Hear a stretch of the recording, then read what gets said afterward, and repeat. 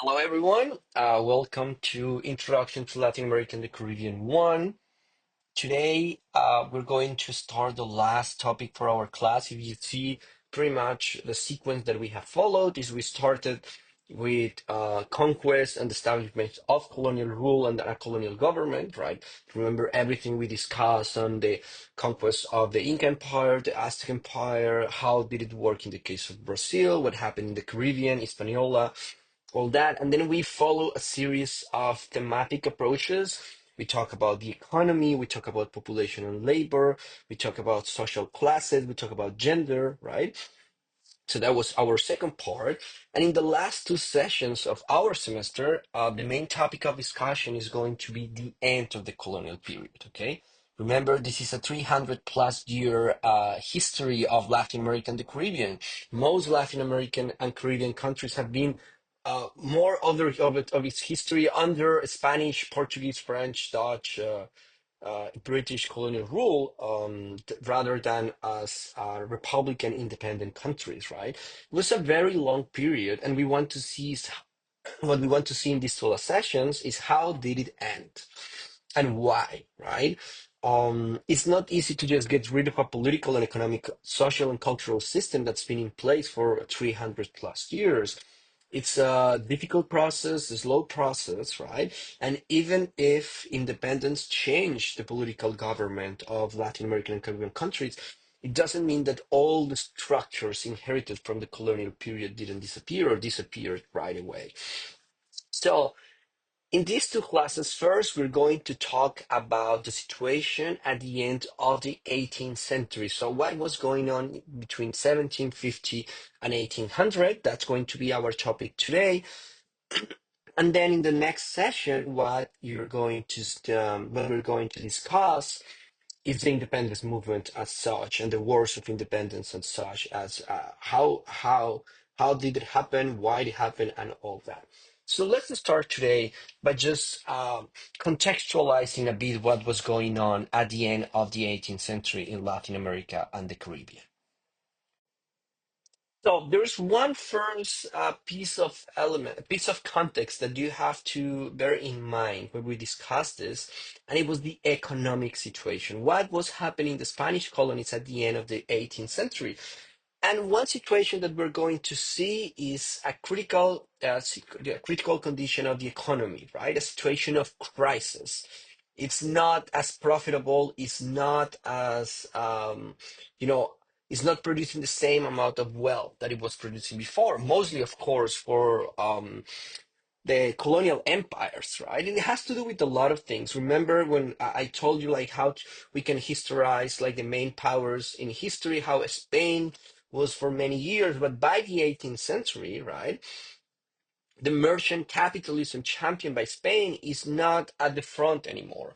We have a new powerful empire at the front, the British Empire, an industrial empire very different than Spain.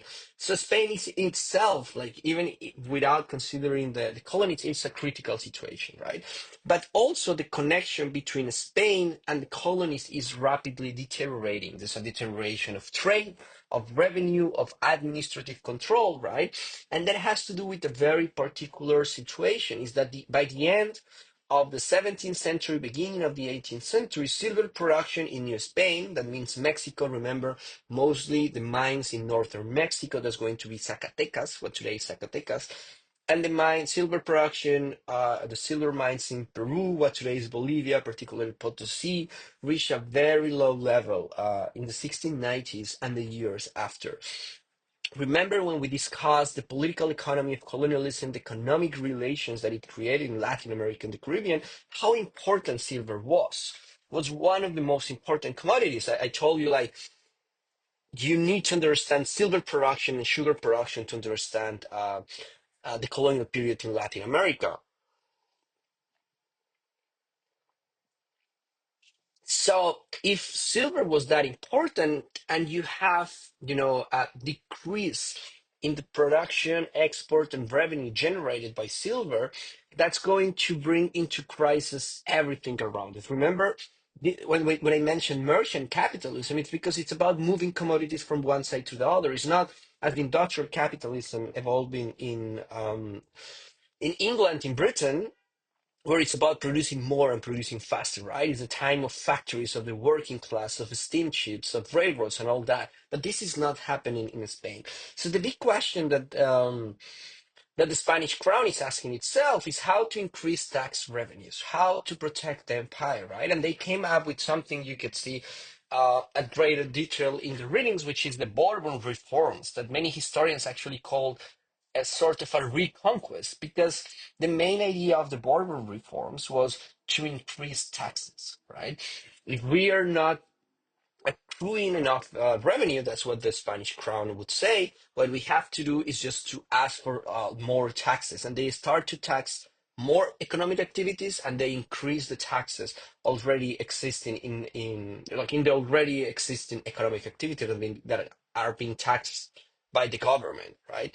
So their solution in the face of crisis is to increase taxes. And as I mentioned in a session earlier, um, it's a common element when you see independence movements in the Americas from European empires, from the British Empire in England, from the Spanish Empire in Latin America, from the Portuguese Empire in Brazil, is the intention of the colonial empires to increase taxes leads to revolts. And the situation in Brazil, in Portuguese America, was not necessarily better, right? There's an important discovery of gold deposits. Remember, up to like the date we're discussing right now, the end of the 18th, the end of the 18th, the end of the 17th century, the beginning of the 18th century, the most important commodity in the Portuguese Empire in America is sugar, right? Sugar production and everything involving sugar, from labor to export and so on and so forth. But by the end of the 17th century, in the mid 1690s and and the beginning of the 18th century, there is a discovery of very large gold deposits in Brazil that in many ways changed the economy of the region. Um, it's an area called Minas Gerais, which is today in the south of Brazil. It still exists in a state in the Brazilian state, right? And Minas Gerais, the name itself in Portuguese translates as general mines, right? Like the name of the place itself comes from the gold mines, and also emeralds were found to a lesser degree, but mostly gold mines that were found in this area of Brazil. And when you have this kind of economic boom, remember the main characteristic of an economic boom is first it goes up, right? But then it goes down, right? It's cyclical kind of economic behavior. So when you're going up, that's going to, like the discovery of these gold mines, it's going to trigger rapid population growth, right? Because of the mineral wealth. You're going to find a larger colonial bureaucracy because the Portuguese crown see here an opportunity. So even though the Portuguese Empire in Brazil starts the 18th century kind of going up, boom, very rapidly become depression, and gold production descended steadily after the 1750s. In many ways, this happened because the reserves of gold were not big enough, right? There wasn't enough just to support a continuously growing economy. So by the end of the 18th century, like 1750 to 1800s, the situation in Portuguese America and Brazil is going to be very similar than what we just discussed in Spanish America. A deterioration of trade, a deterioration of revenue, um, an intent on behalf of the colonial empire to attract more revenue through taxation, that is going to create a very critical situation in both sides. However, it's not only about the economy, right? Like you have a critical situation in the economy that we just discussed. But when we go back to what we discussed a few sessions earlier on social classes, gender divisions, and so on and so forth, what we can see is that the general hierarchies of this colonial society remained in place. And this actually is going to be something very important also next session when we discuss independence, because the independence doesn't end, the social structure based on race, occupation, wealth, and culture, like and ancestry in general. Like all of this is still very much present in Latin America, all the way through, the beginning of the 20th century. So it's very slow process of undoing what.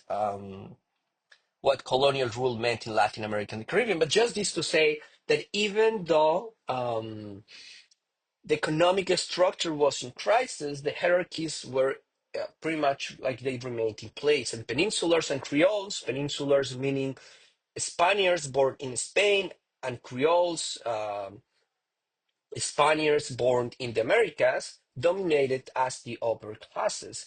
Indigenous peoples, enslaved Africans, their descendants, all the people of mixed races that you can see again, that we already discussed this, but you can see here in this chart. They made up most of the lower classes. They were in charge of most of the labor, right? So the hierarchies remain in place.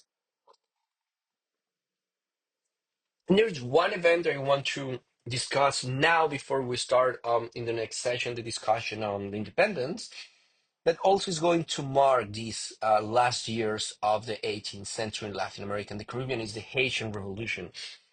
You can see here in this picture a representation of the Haitian Revolution. Like we know they beheaded, for instance, many of the enslavers, the French colonies that dominated that part of the island. And you see here all the enslaved Africans and their descendants revolting against colonial rule and the institution of slavery. So the Haitian Revolution is going to be very important because it's the first successful slave revolution, right? A revolution led by enslaved people who declared the abolition of slavery. As we're going to see next session, the independence doesn't necessarily mean that that the new republican independent governments end slavery. Like some countries wait until the 1880s, like Cuba and Brazil, to abolish slavery. So what was the Haitian Revolution? Remember that Haiti, back then called Saint-Domingue, which is just the French spelling of Santo Domingo, um, was dominated by France, right? At some point, like the island of Hispaniola was entirely dominated by Spain, right? But then it was broken down in two as a result of war. What one part remained Spanish and the other became French. So you have Saint Domingue on one side and Santo Domingo at the other. But then in 1789, something very important happens in France, which is the French Revolution. We commemorate the French Revolution in 1789 because that's the moment when the French revolutionaries take over La Bastille. This was an infamous prison that held like political prisoners and many others under like old regime France. And the French Revolution, what it's basically going to say, or what's basically going to do, is to overthrow the political system that was in place in France. And then, as we're going to see next session, this revolution kind of expanded through the actions of Napoleon. But what did the French Revolution did, right? The first thing, like very important, they executed the king, Louis XVI. He was beheaded, right? There was an expropriation of the church property. There was the drafting of a first constitution and the declaration of the first French Republic. So remember that in Europe at this point, the political system is basically that of a monarchy, right? You have a king, and the child of the king, the male child of the king, the son of the king, is going to become king at some point, and his son as well, and his son as well, and so on and so forth. But this political structure is broken down by the revolution.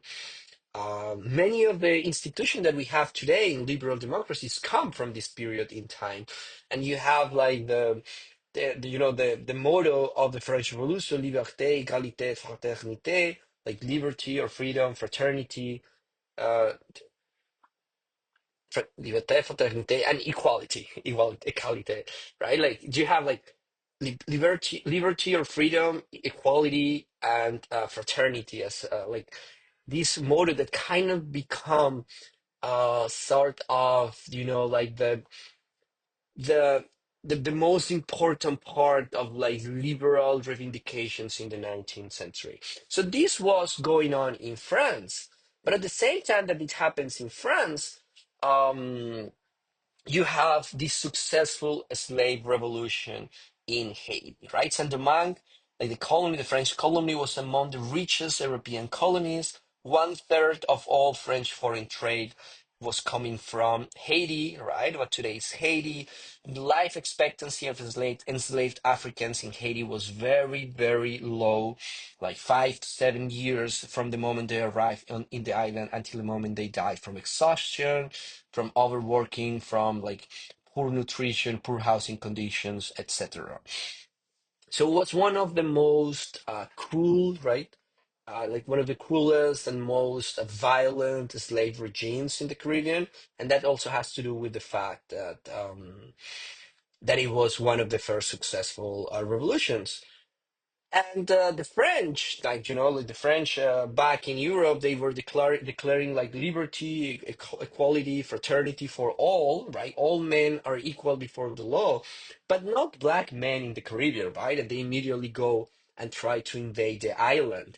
And the situation of Haiti today, as you know, like very critical because of gang violence, because of poverty, economic stagnation, like the fragility of the political system is very much connected with this long colonial history. During decades, the Haitian government was forced to pay colonial retributions to France instead of the other way around, which should have been and it still should be the case, like France paying back to Haiti because of everything they did on the island. But it was working the other way around. Like Haiti had to pay France so that France stopped trying to invade the island. And why was like so much focus on Haiti? Again, because it was the first revolution to declare the abolition of slavery. And slavery was a fundamental institution, politically, economically, of the world in the 18th century, like and the 19th century still. Like it depended in many ways on slavery, and they dared to not just abolish slavery for the people already on the island, but saying like any person who comes to Haiti is going to become free even if they were enslaved before. So this was, as you see, a critical situation what we've seen in the last 50 years of the 18th century that in many ways provide the framework for what we're going to discuss in the next session, which is the independence from the Spanish and Portuguese empires in Latin America and the Caribbean.